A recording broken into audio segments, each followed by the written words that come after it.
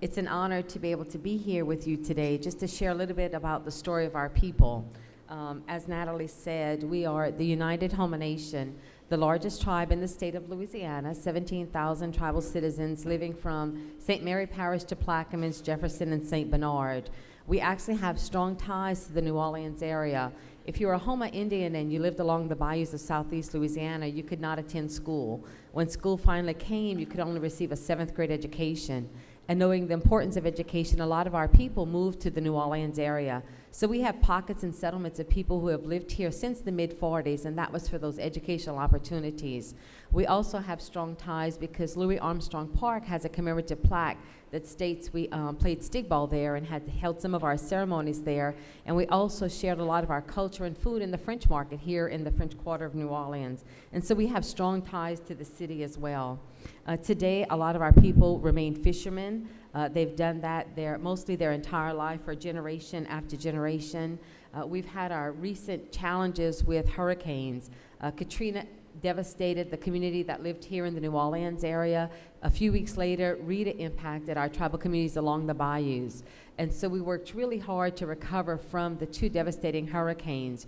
Just when you think you're getting your life back, we were impacted with Gustav and Ike. But unfortunately, the media didn't cover that as much. I think the focus was on New Orleans, and when the hurricane didn't hit here, the media moved on, but we were impacted greater with Gustav and Ike than Katrina and Rita. So we've had our share of hurricanes, 4 within 3 years.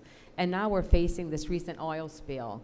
This is something totally different than we've ever had to face before. We're used to evacuating for hurricanes, boarding up our homes. I often call it an unplanned vacation. You need gas money, food money, a place to stay, and then you come back, you got your home, and you rebuild, and you move on. Fix your fishing vessel, and life moves on.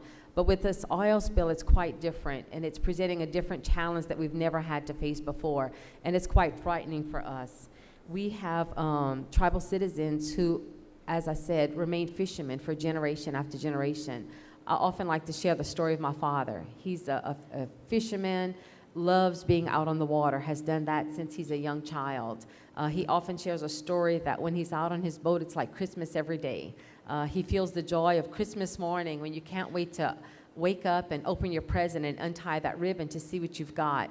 When he picks up his net out the water, he can't wait to untie the bottom of that trawl net to see what's going to fall, to see what he's caught. And so he continues to do that. We often tease that he had 3 loves in his life. Trawling was first, then my mom, and then the children were third. And so we understood that was the role, and we accepted it. We'd plan family vacations, and he'd pack his clothes to come, but then there was always a reason he had to stay on his boat, right? And so, but still love him dearly. And so he has not been able to go trawling since the oil spill has happened. And so he has great concern. And then my mother lost a several-year battle with cancer. So 2 of his loves he lost almost at the same time. So I have great concern for him. And finally, when he was able to go back trawling, I could see he was hesitant in wanting to go, and I couldn't understand why. And so knowing the love that he has for it. And so I asked him, I said, well, Paul, why is it that you're not sure you want to go? And he's so concerned that he would go out on his boat and catch something that might harm someone. Because that's the last thing that our people want to do, is to make sure that everything that they're providing is safe. And so in his heart of hearts, he still has those concerns, because as anxious they are to go out back on their fishing vessels, and they know that the testing has been done and everything is safe, in their heart of hearts, they would never want to catch something that would harm someone. And so we've been navigating our way through that, and he'll go out trawling and catch. But unfortunately, the price that they normally get for their catch is not what it used to be, because the confidence is not there in the market. And so where he's catching shrimp, 16 to 20 count per pound, they're being paid but $1.75 a pound for. And when you're looking at the cost of diesel, that's like $2.79, $12 for a block of ice. They can hardly make ends meet at this time. And so it's really difficult. The larger shrimp that they normally catch, like 80 to 100 count per pound, they're being paid 65 cents a pound for. And so the market is really not there for them to be able to go out and earn a living like what they used to. So it's quite difficult. But another area we're concerned with the oil spill is the impact it's having on our traditional medicines. As Natalie said, my grandfather is a traiteur, or a healer, and he knew what plants to use and herbs for healing and what prayers. And so what we've done is made a concentrated effort to take some of those traditional medicines that my dad still knows the prayers and able to identify them, and move them further inland, for fear that the oil spill or hurricane may come and flood our community and we'd lose that. And so we've started gardens further up inland that's more protected, that we can keep some of our traditional medicines as well. And so we're doing everything we can to adapt to hurricanes, everything we can to adapt to the recent oil spill. But it has been a challenge, threatening our very existence as Homa people, as a tribe, and as a community. And so when I work with children, as I did for many, many years, we held leadership camps, and we asked them, you know, what are your present and future concerns? And almost all of them was oil spill. It breaks your heart to have a kindergarten child ask you, how do you spell oil?